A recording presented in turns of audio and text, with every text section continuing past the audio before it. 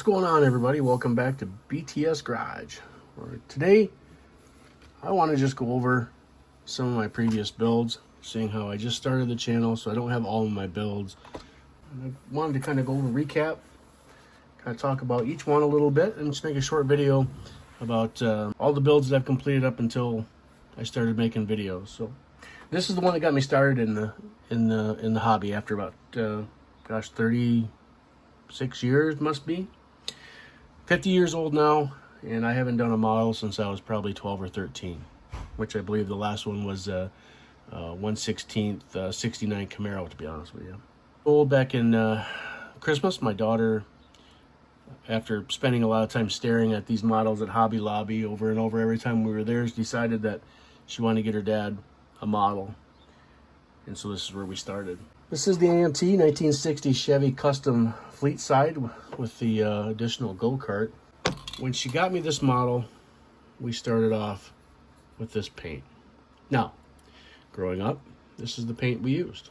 This is all I ever used for every single model. I'd pick out my model, I'd pick out the paint that I wanted to use, and we'd go to town. I prepped the body like I used to do. I washed it, cleaned it, made sure there was no rough edges, and shot it. Well, with any kind of paint job, I like to do a shallow coat or a really thin dry spray almost, just so I can give a good tack coat. And the first thing this thing did was come out like a deluge gun, and quite seriously, it ran instantaneously. I thought I could try and cover it up. I put a few more coats on it, and it separated from the panel lines. It didn't stick. I shook the heck out of the paint can before I ever sprayed it, you know. So I did what I always did. And so overall, that was kind of a bad experience that I encountered starting off this build. Now, as far as build issues, I didn't really run into any build issues. Pretty basic. Like I said, this was my first one in a long time. And overall, it didn't come out too bad. But you see, just a huge run. And like, quite literally, I moved the can as fast as I could across it just to give a quick dry spray. And it laid on so thick, you thought I just sat there and held on and slowly went across the body. And that wasn't the case at all. Some fit issues with the bed and the body. It didn't quite sit down quite as tight as I wanted it to, or the bed sat lower than the body did. Again, that's an AMT, and come with the go-kart. For those of you that have built this kit, which I've seen a few online, you know, I even tried to do the Sharpie thing on the window, and I messed up. I was not having the day when I was building this. I wouldn't say frustrated, but clearly I was out of the game for a while. Wow. I have to reglue this exhaust pipe. The go-kart. I thought I was doing pretty good. I had a magnifying glass on this thing. This has been done since January, and that exhaust is still loose. Of course, I used the tube glue back then. I couldn't get the brake control to, it was kind of tweaked. I decided not to go with the bumpers on it because that was going to be, there was really no way to hold the bumpers on unless you held them. At that point in time, I was getting frustrated, and this little guy almost found its way to the garbage can. I wanted to put more detail into it, and I'll be honest with you, I gave up on it. And so, you know, there's my first build, and a little history of it, and what got me going again. Follows up with build number 2, another AMT, 1955 Chevrolet Cameo pickup. This was the Coca-Cola edition. Came with the hand cart and the pop machine that you had to paint. Overall, this build, this was the first one I airbrushed. With the Christmas present, I also got the Hobby Lobby cordless airbrush. And I'll be honest with you, it's not bad. I'll do a review at some point in my models here, and I'll kind of show you what I started off with and where I'm at now with gallery. But this was model number 2, and I said, you know what? I didn't have good luck with the spray paint. I'm done with that. I'm going to try this airbrush thing. Createx colors. Went with the Createx Wicked Red and White. Hand painted the motor. Overall, it was a pretty simple build. Wasn't too bad. Something's missing here, and that would be the tail lights, because they were on a sprue that I wasn't paying attention and threw away. And then accidentally I painted this red during the process. I tried to cover it up with white paint. So we just put that against the pop machine, and nobody knows. I taped off the white, I laid in the red, and I have a couple bleed marks. And this is before I used Tamiya tape. I got my masking tape, or the tape from Hobby Lobby, and it didn't stick down quite as well as I thought it would. The only real other issue I had putting this together is I just really couldn't figure out the whole box system setup. Spit it out here. Because you have the box, you have an inner panel, the outer panel fender, or outer panel, and you have to put these all together systematically and try and glue them together and hold them straight. So, you know, we have a misangle here because I pushed in too hard when it was drying. This side turned out to be pretty decent, but the glass in this particular model did not fit well at all. Basically, it would flop out. And so I've got glue marks here, some on the side window, which was a separate panel. And that's why I choose to show this model this way. It has, even though the box side is in a little bit and the tire sticks out, it has kind of the less of the evils of imperfections. So anyway, there's number 2.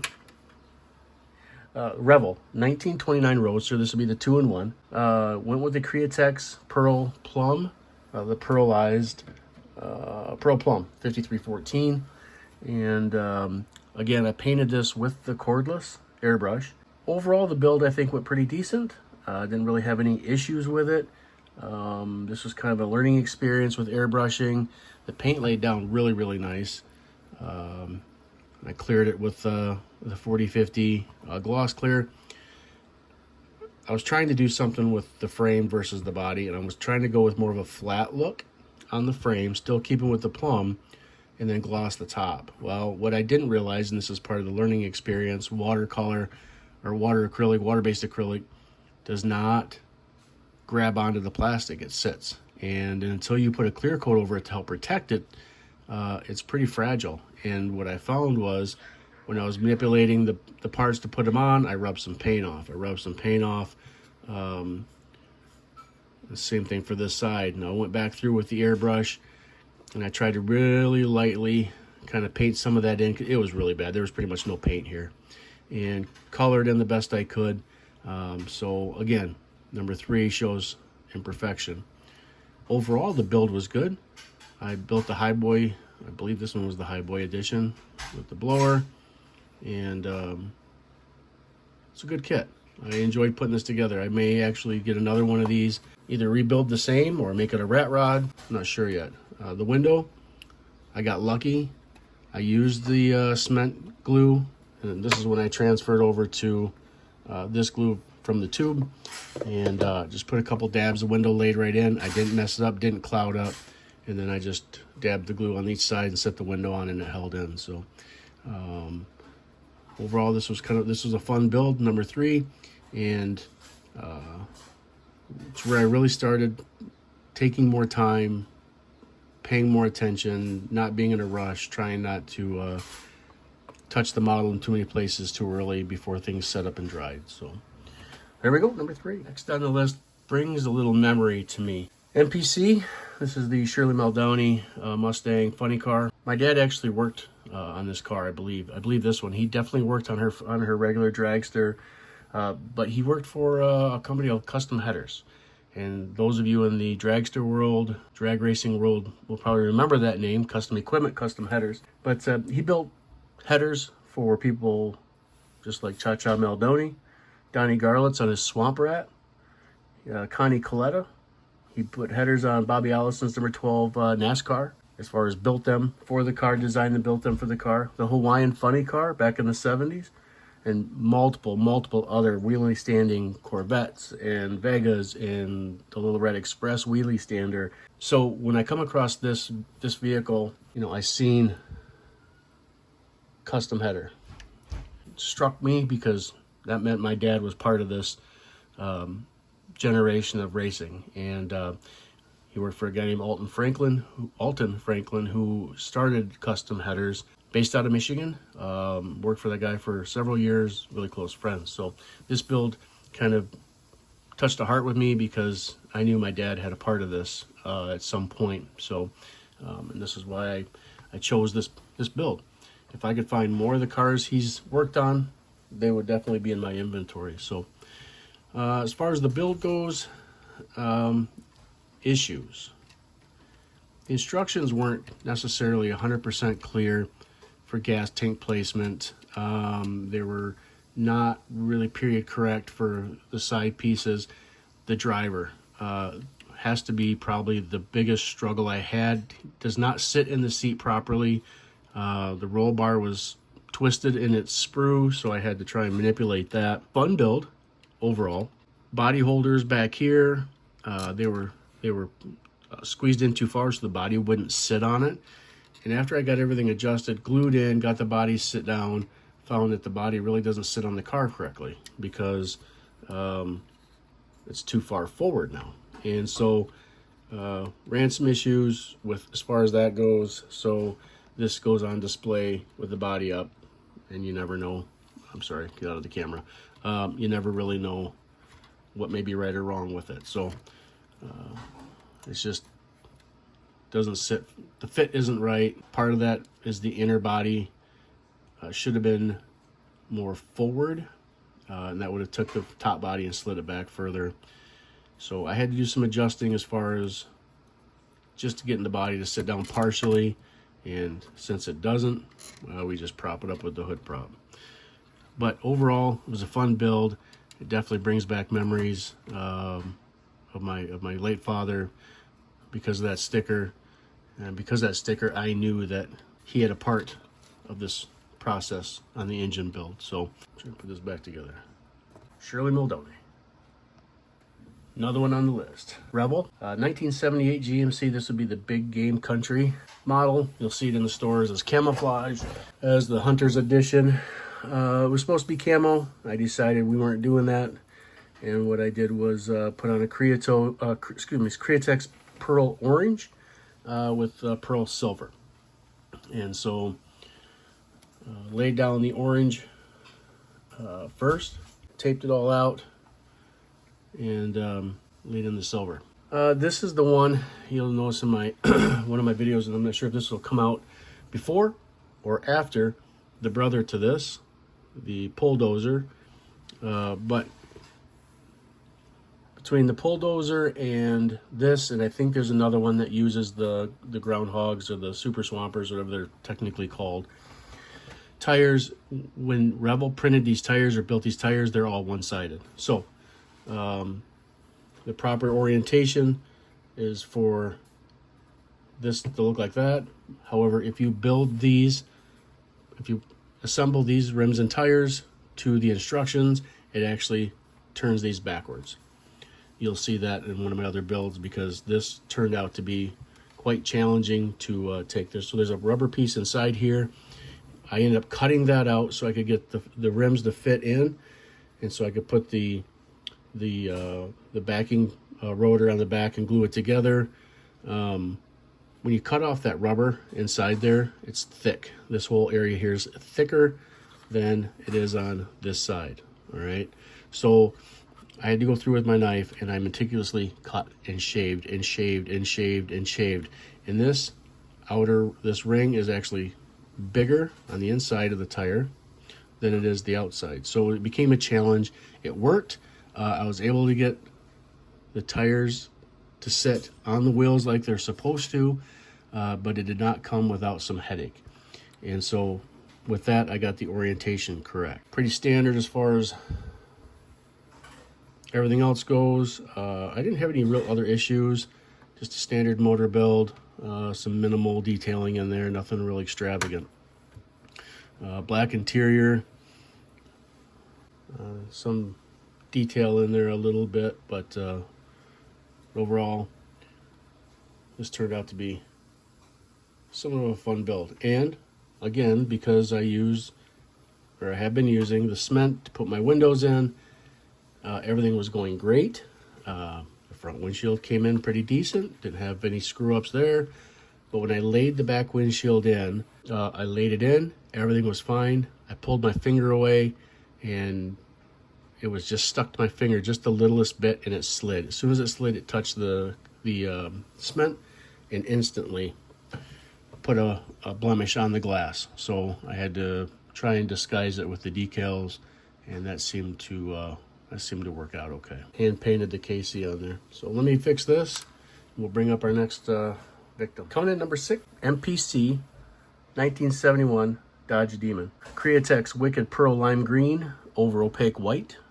Also Createx Wicked. The decals, as far as this build, the decals didn't really want to stick that well. The only ones I could get to stick were the hood decals. And so when I tried to put the side stripe on, I put it on, it literally fell off. Again, I don't use the masking glue, setting glue, whatever you guys want to call it.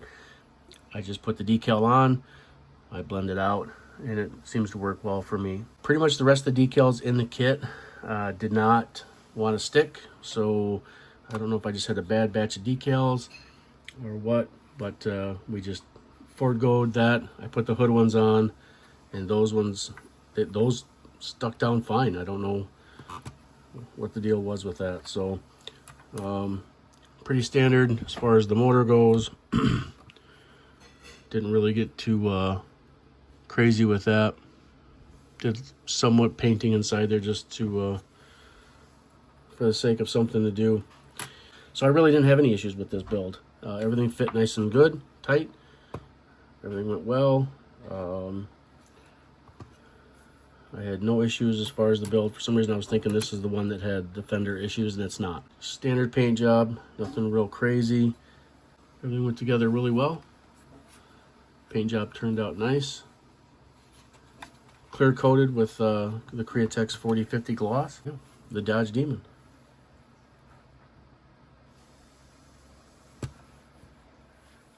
This is going to be the Revell 1939 Chevy Sedan delivery. Nice build, simple, fun, easy. The whiskey barrels came in halved, glued those together. I used a panel line accent to highlight them and give them some kind of an oldish look, and then I just glued them all together. Stuck it behind the car for display. Painted this car initially white with Createx, and then taped off and painted the red. This build came out pretty decent. I'm not disappointed at all with its finish. The old cherry bomb mufflers on it. What I did have issue with, and I don't know if you can see it in the camera or not, one, the hinges on the back door where, I'll be honest, they were a little bit tricky to put together. I got it, and it works good, but I usually don't play with my models anyway, so I was fully prepared just to glue the door open and go that route. But I painted the entire, the body and the fenders opaque white. I wanted the same base to start with. I then painted the red over top of the white, light to dark.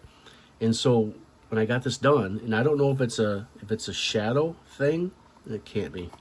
If you can tell, this is a brighter red than this, and this was the same mix. Sprayed them at the same time. I also make sure that I paint the inside so you don't get any of the bleed through of the color, so you're getting that same color inside and outside.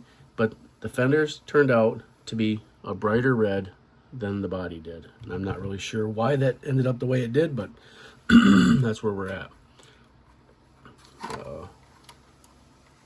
Overall, turned out to be a nice clean build, and I panel accented the grille just to give that some darkness because it was pretty bright chrome. So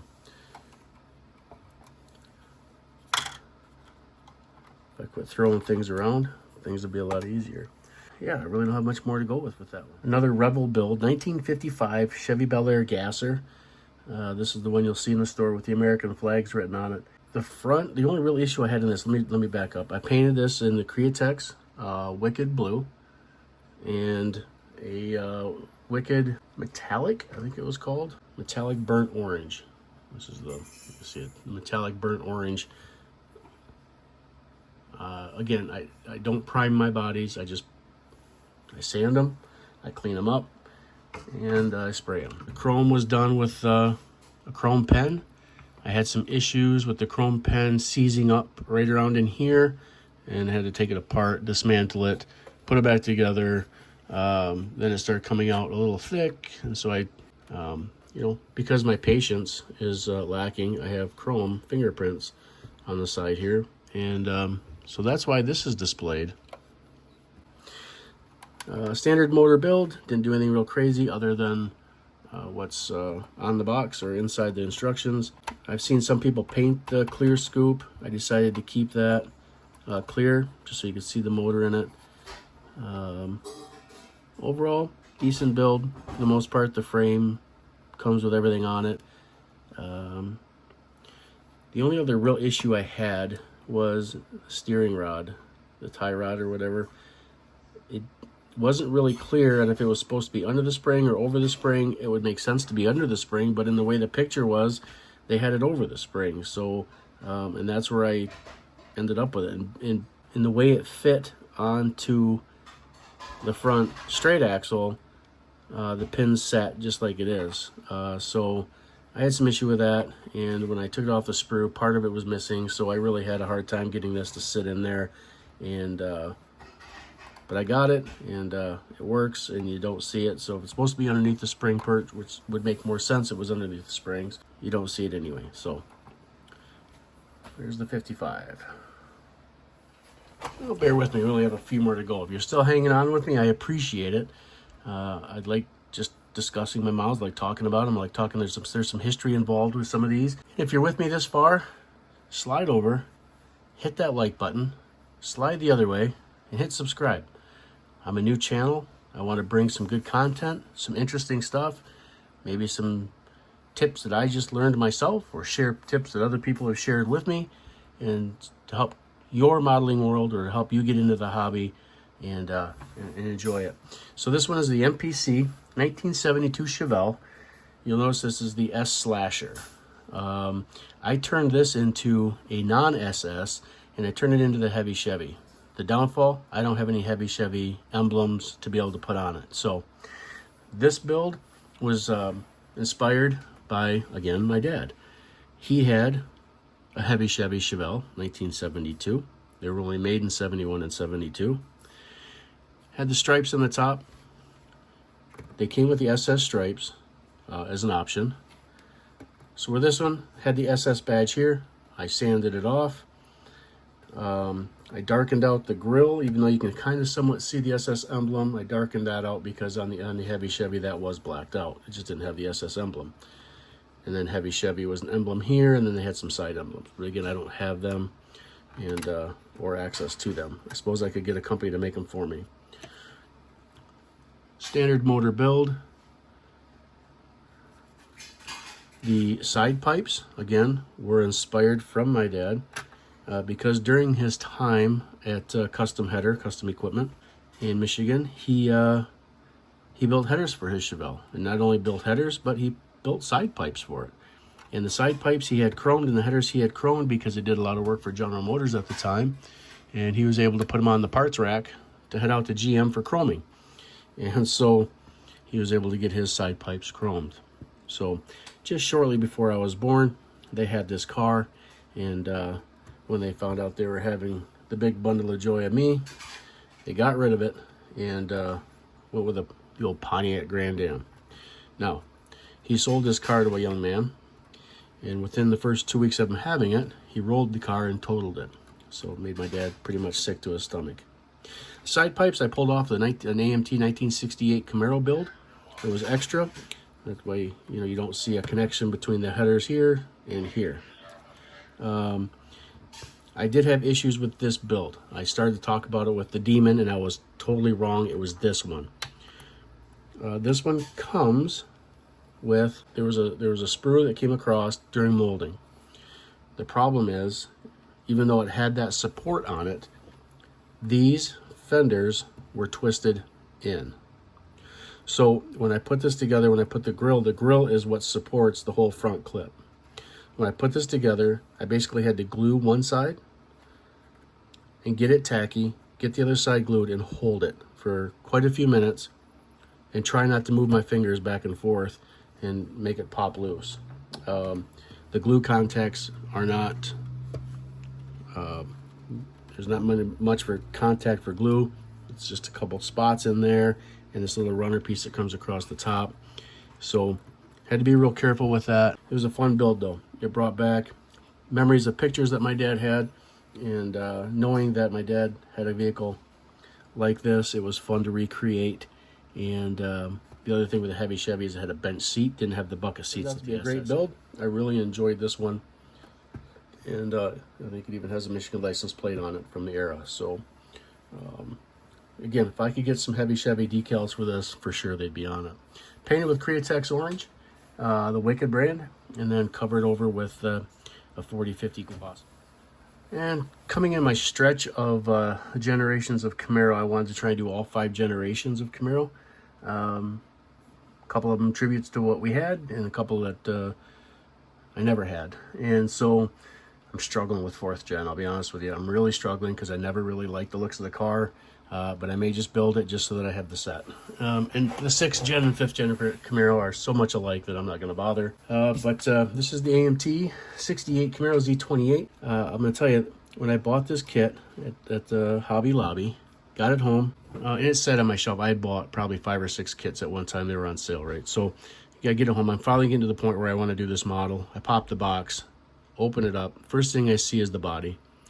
I'm looking at the body, and I'm looking at that, and I'm thinking, that is way too long to be a Camaro. But it was sealed in plastic with the frame, but mysteriously enough, the frame was so much smaller than the body, it actually fell inside the body. It was obviously noticeable. So I opened up the plastic, I looked at it a little bit further, and I thought, again, something's not adding up here. And upon further examination, it's a GTO. It would be this body. Clearly, that doesn't add up, right? So, so what do? I turn this body into a test sample for trying different base colors and clear coat. So in the meantime, I said, well, I'm just going to order another one, and then I'll have spare parts, a spare engine, a spare everything. Well, then I learned that Round 2, or Auto World, sells this model, and they're the ones that produce it. I emailed, I got on Round 2's website, and there's actually a thing on there that said if you have any issues, contact them and they can help you fix them. I shot them an email, and Round 2 got right back to me and explained the situation. I had to provide some documentation, and I did not have my receipt. So I figured, well, I guess my only option is to just take the whole kit back and see if Hobby Lobby will exchange it for another one. In the meantime, I ended up ordering another one off Amazon. After some discussion back and forth with Round 2, I'll tell you what, those guys, they came in absolute clutch. It said, look, we'll take care of you. So I got a notification that my part was coming in the mail. When I got the package, it wasn't just a body.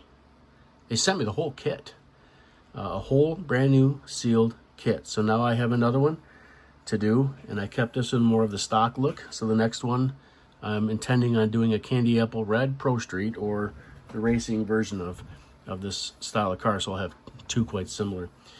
But the build was really nice. It was a fun build. Pretty standard, pretty basic, nothing too extravagant. The engine was the basic build there. Went with a darker purplish blue interior. It's kind of really hard to see. Decals went on great. Had no issues with that. I even get to sport the Michigan license plate. And in some form or fashion, my family has had all generations of Camaro, or all generations of this body style. although the version my mom had was the Firebird. We didn't have the 60s Camaro. There was a couple Firebirds in the mix there, but nonetheless, I got the 68 Camaro. I got it built, and the setup for this paint, tried to get a box stock look. So I had to start with a base of pearl silver.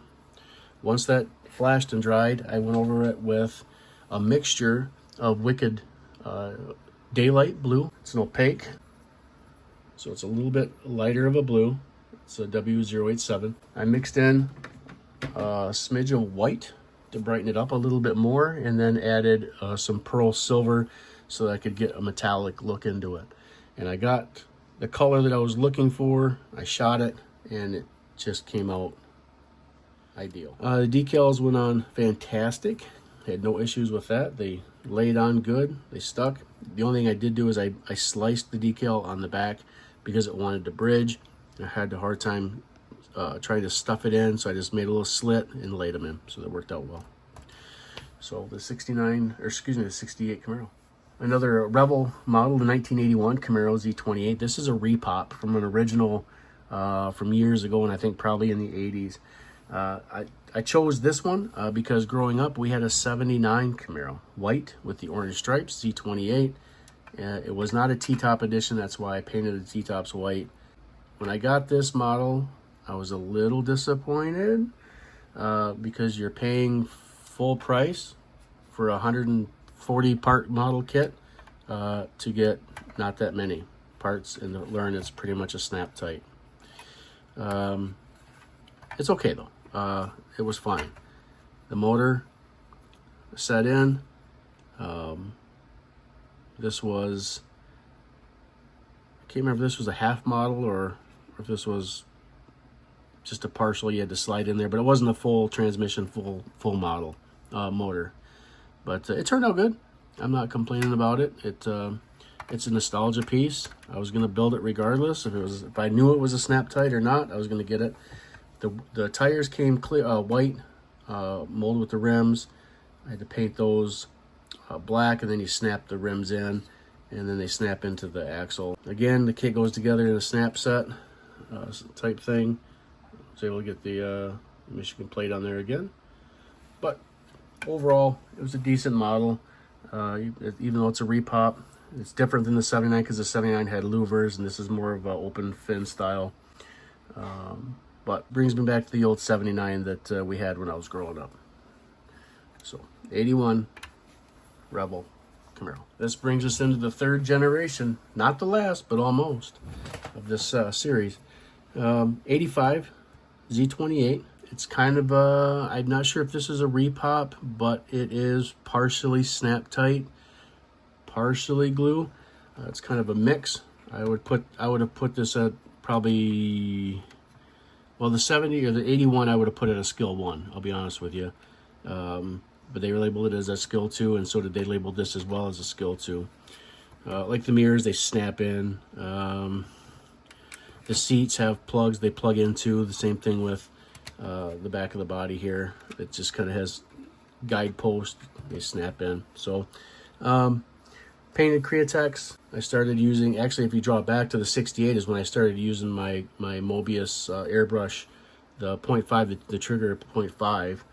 And I think it was, I'm not sure which one was when I initially started with the Mobius 0.3, but anyway, it opened up a lot of more possibilities to my abilities of painting by going from the cordless airbrush to my initial, the Mobius 3. I think that might have been back with the Sedan, maybe, or somewhere around the 55. I can't remember which one I started using that. Anyway, it doesn't matter.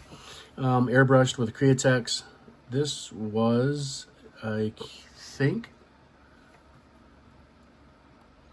just plain Wicked Blue, I think. And then taped off, and I painted the silver for the ground effects. Kit went together quite easily. They give you some different interior packages based on what kind of decal package you put on the outside. I went with the black, gray, and white, so the seats are decaled in a the white, gray, dark gray style. Nothing too extravagant about this build, nothing that's comes out at me. Simple build again, but that's all right. Just because it's a simple build doesn't mean you can't make it yours or turn it into something that you want. The wheels were white. I ended up having to paint them aluminum, and it did have a decent tire on it. So there it is. There's the Gen 3. Now, I'm going to skip a generation. Gen 4. Not a real fan of it. I never really liked the looks of it. And so we finalized this little series of what have I built with the 5th gen.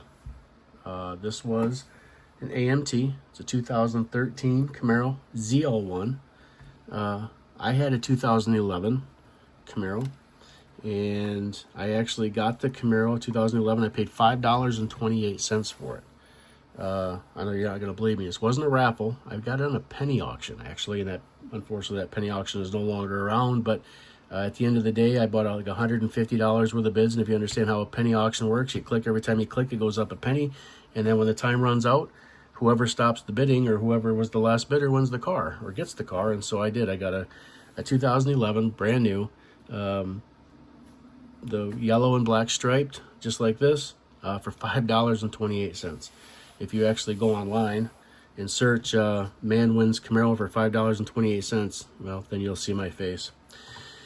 So anyway, this is a 2013. It's got a different hood than I had. I had the cowl hood on mine, but regardless, somewhat disappointed with the build. All right, so I got this online, bought it on the Jungle site, got it home, unpackaged it. I was pretty excited about it. I got popped the package. I looked over on the box, on the back of the box, and it had like literally 6 parts. This car does not have a motor. Did not come with a motor. You can see the transmission and oil pan underneath there, but if you pop the hood on the car, which is snapped on, there's nothing there. You know, I had to do some work on the interior. It all fits great. Like it's a great fit and finish car for being a snap tight. I used my chrome pen and I chromed in the mirrors. I'm not mad at it, but I was a little disappointed when I learned it was a snap tight car, and so that's fine. You know what? I'm just gonna make it mine. It's gonna go in my case, and it's mine. You know, it does have the live wheels, and you know, I don't play with them anyway, but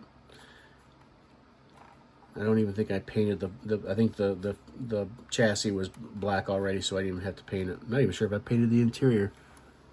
I did not paint the interior. It was already black. So 2013, that rounds up the end. And you stuck with me through this all. I was trying to make this a short video, and I'm afraid it's probably going to be longer than I anticipated. So if you stuck with me through all that, I appreciate it. And if you haven't liked my channel yet, just do. And then if you want to subscribe so you can watch some of my other videos, my build videos, do that as well. I'd appreciate it. Look forward to that. That's going to be coming up in the next series of videos. So I've got 1, 2, 3, 4 kits stacked, ready to go, and we're going to start working on them. So again, thanks for stopping to BTS Garage, build to stock, and thanks for coming along on this journey with me. See you later.